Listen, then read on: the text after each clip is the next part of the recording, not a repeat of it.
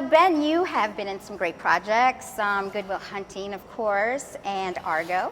And I think that this role was your best role ever. Thank you very much. I felt very emotionally connected with you. Thank you. We hear a lot in entertainment and in sports of addiction. What do you feel are the causes behind that?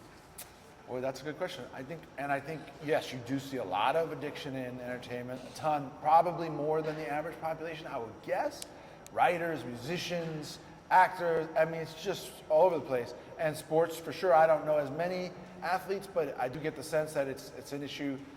Frankly, I think it's, it's in every woman, every man type of, like, it affects a lot of people in various forms, whether it's food, sex, shopping, porn, gambling, online credit cards.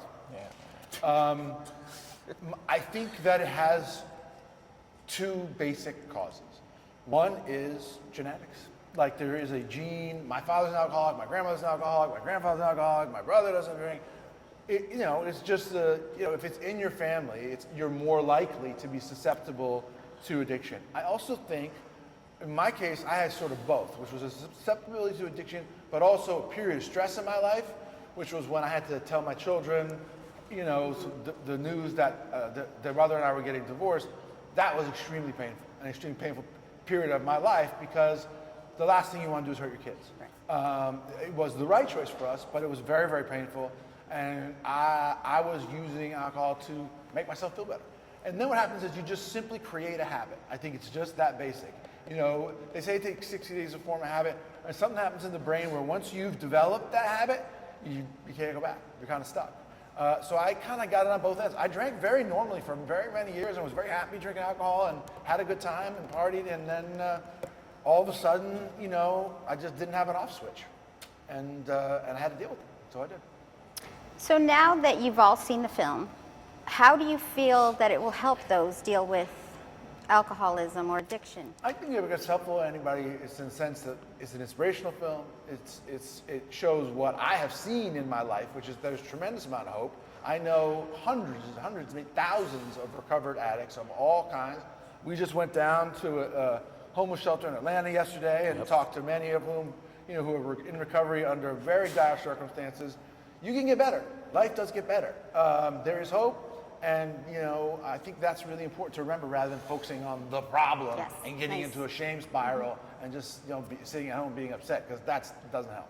I hope it affects the people around those that suffer from addiction, because a lot of times, we don't look at people with compassion, and, we don't lead with love. We kind of resent them or, point blame at why they're doing what they're doing and not really seeing it as an illness. But this movie, we get complete transparency into his addiction and everything that he's going through. So, hopefully people can move forward with more compassion when dealing with people in their lives that suffer from addiction. Look, we're not going to make it all back in one possession. You got to just keep chipping away and chipping away at it. Take it to the rack. That's you. Let's go, baby. Let's go, huh? Let's go, son. All right, up.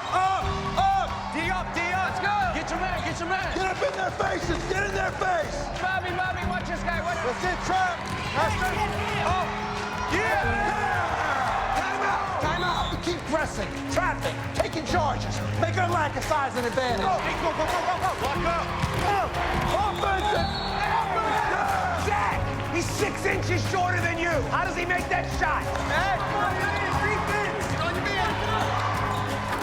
That's it. With you because you got to work with the late, great John Singleton. Yeah. And I just wanted to get a little bit of how your experience was with that and how it helped you with this particular project. I worked on this project before, the John Singleton project, but like Ben, man, John's just a great guy. You wouldn't know, if you didn't know who he was, you wouldn't know he was as accomplished as he is, because he just champions you through the process, and he's there just to pour into you and give you advice and just to just be a cheerleader on the sideline. Maybe a week before he died, he was calling me to put me in touch with his publicist. I'm like, I have a publicist already? He was like, nah, I just want to make sure that you're set to move forward in this industry, because I feel like you have potential and you gotta have the right people around you. And that was just him going outside of his position as a director to, be a mentor.